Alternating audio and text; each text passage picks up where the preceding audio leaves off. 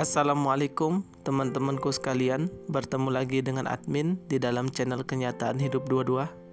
Memang pada dasarnya hati manusia ini teman-temanku sekalian adalah tempat yang Allah berikan hidayah, yang dimana dengan hidayah itu kita mengetahui yang mana yang baik dan yang mana yang buruk. Sebagaimana yang difirmankan oleh Allah Subhanahu wa taala, "Fahal hamaha fujuraha wa taqwaha." Maka Allah ilhamkan jiwa tersebut jalan kefasikan dan jalan menuju sebuah ketakwaan.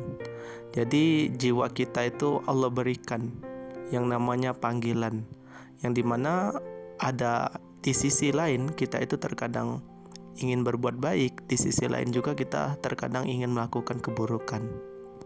Apabila kita melakukan kebaikan, maka Allah akan berikan kita pahala. Dan sebaliknya, apabila kita melakukan sebuah keburukan, ya kita akan ditanya oleh Allah Subhanahu wa taala atas segala perbuatan kita. Dalam kitab Minhajul Abidin karya Imam Ghazali ada 4 panggilan hati.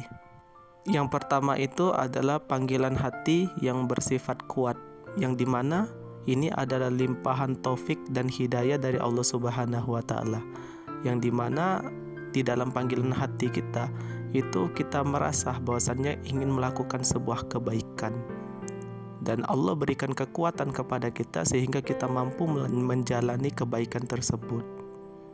Yang kedua adalah bisikan hati dari malaikat, yang dimana di dalam hati kita itu dibisikkan oleh malaikat untuk melakukan sebuah kebaikan.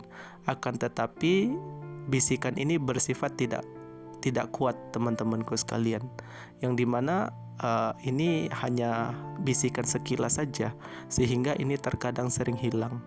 Makanya terkadang mungkin kita hari ini ingin melakukan kebaikan, setelah itu yang mungkin saja tidak jadi, mungkin karena kita mungkin malas atau ada kegiatan yang melalaikan kita dari kebaikan tersebut. Biasanya ini adalah bisikan-bisikan dari malaikat. Yang ketiga, teman-temanku sekalian, adalah bisikan dari setan, yang dimana bisikan dari syaitan ini teman-temanku sekalian itu bersifat memberikan was-was. Makanya jika teman-temanku sekalian hatinya sering gelisah, itu mungkin saja itu sering dibisikkan oleh syaitan. Jadi para ulama mengajarkan kita banyak-banyak membaca surah An-Nas. Itu kan memberikan perlindungan kepada kita, semoga hati kita tidak diberikan bisikan yang buruk dari setan golongan jin, dari setan golongan manusia. Ya, semoga hati kita tertata sehingga hati kita apabila ada setan yang membisikkan dari golongan jin dan manusia itu tidak membuat hati kita gelisah, tidak menggoyahkan keimanan kita. Jadi coba teman-temanku sekalian diamalkan itu surah An-Nas. Yang terakhir teman-temanku sekalian adalah bisikan dari nafsu. Jadi bisikan dari nafsu ini teman-temanku sekalian adalah bisikan yang paling berbahaya.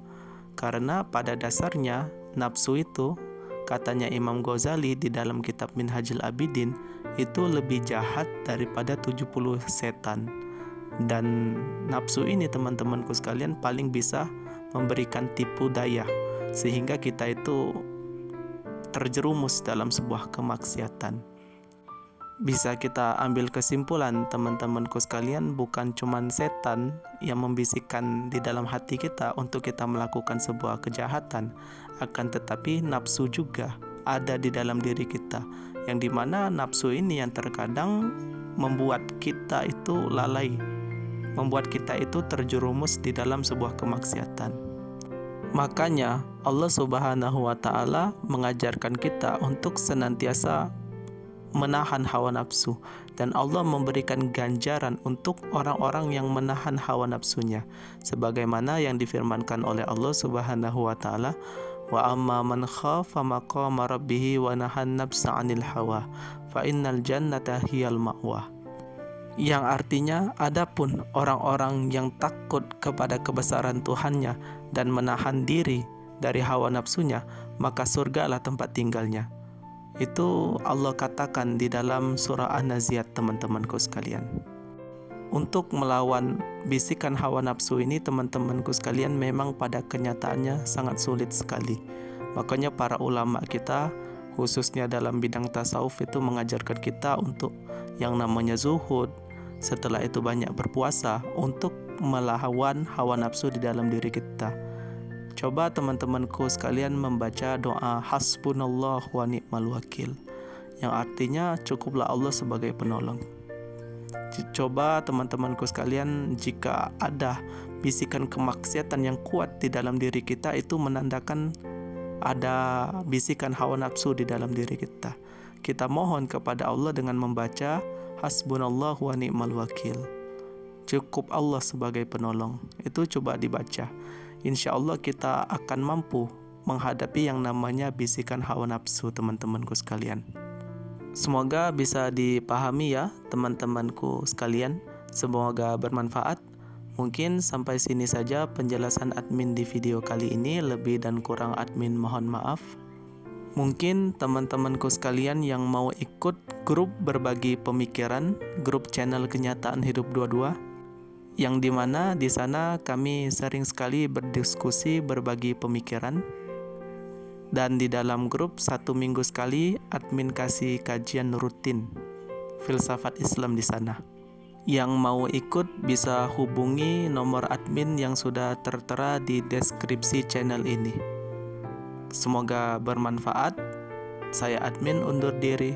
Wassalamualaikum warahmatullahi wabarakatuh.